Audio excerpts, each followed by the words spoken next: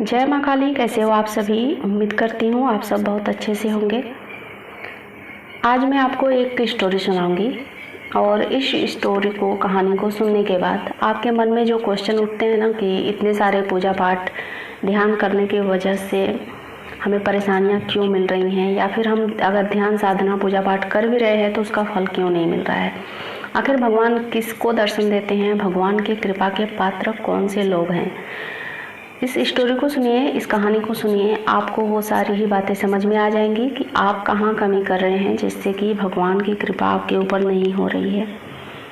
एक ग्वाल बाल था जो गायों को चराने के लिए जंगल में जाता था।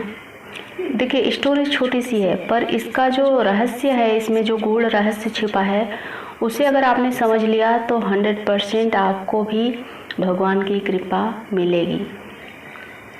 तो वो जो ग्वाला था वो जंगल में जाता था, जहाँ पर एक संत का आश्रम भी था। वो रोज़ संत को ध्यान तप मंत्र सब कुछ करते हुए देखता था और वो अपने जो संत थे उनसे पूछता भी था कि ये सब आप क्या कर रहे हो। वो कम उम्र का था, तो संत ने उसे समझाने के लिए कहा कि मतलब जो कुछ भी मैं कर रहा हूँ, तप साधना कर रहा हूँ, इससे भगवान मिलते हैं।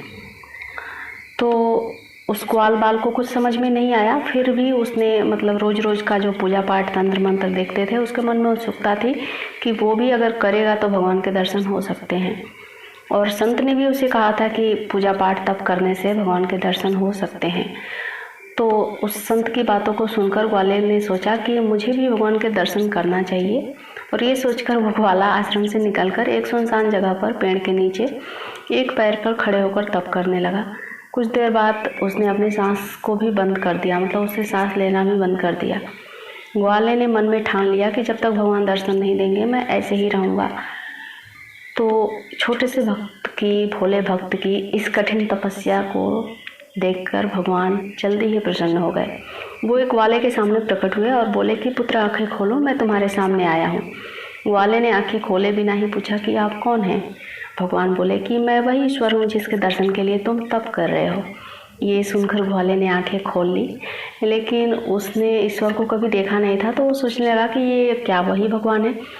ये जानने के लिए उसने क्या क्या भगवान को पेड़ में बांध दिया रस्सी के सहारे।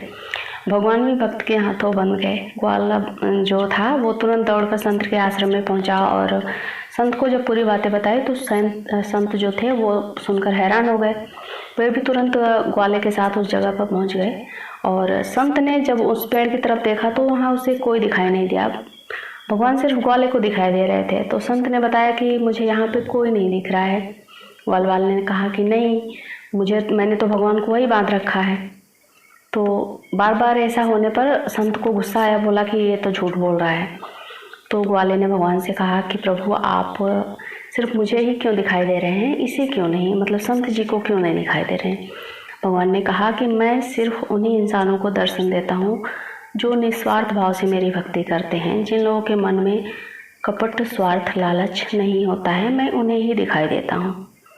तो ये छोटी सी कहानी हमें यही सिखाती है कि अगर हम भगवान की भक्ति सिर्फ और सिर्फ अपने स्वार्थ के लिए कर रहे हैं तो भगवान की कृपा हमें कभी नहीं मिलेगी।